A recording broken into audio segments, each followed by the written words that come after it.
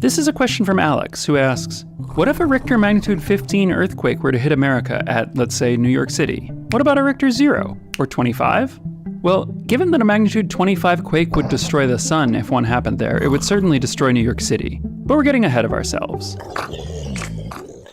The Richter scale, which has technically been replaced by the moment magnitude scale, measures the strength of an earthquake.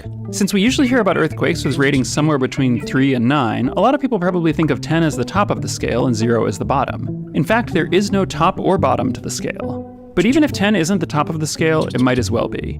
A magnitude 9 earthquake already measurably alters the rotation of the Earth. The 2 magnitude 9 plus earthquakes this century both altered the length of the day by a tiny but measurable fraction of a second.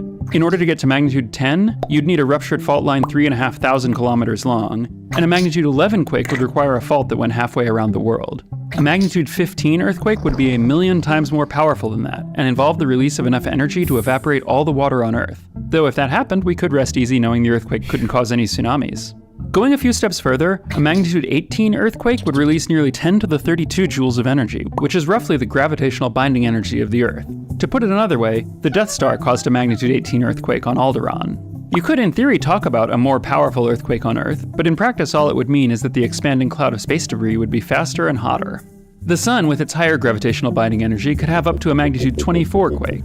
This is about the energy release you would get if you packed the entire volume of Jupiter with hydrogen bombs and detonated them all at once. The most powerful quakes in the known universe, which occur in superheavy neutron stars, are about this magnitude. A magnitude 25 quake would explode the Sun. Hold on, we're spending a lot of time thinking about things that are large and violent. What about the bottom end of the scale? Is there such a thing as a magnitude 0 earthquake? Yes, in fact the scale goes all the way down past 0. Let's take a look at some low magnitude earthquakes with a description of what they would be like if they hit your house. A magnitude 1 quake releases the same energy as dropping a partially loaded cement truck from 10 meters onto the street in front of your house. A magnitude 0 earthquake is equivalent to the Dallas Cowboys American football team running at full tilt into the side of your neighbor's garage. A magnitude -1 quake is like a single American football player running into a tree in your yard. A cat falling off a dresser would have a magnitude of -2. A cat knocking your cell phone off your nightstand would have a magnitude -3. Magnitude -4 is like a penny falling off of a dog. Magnitude -5 is a key press on an IBM Model M mechanical keyboard.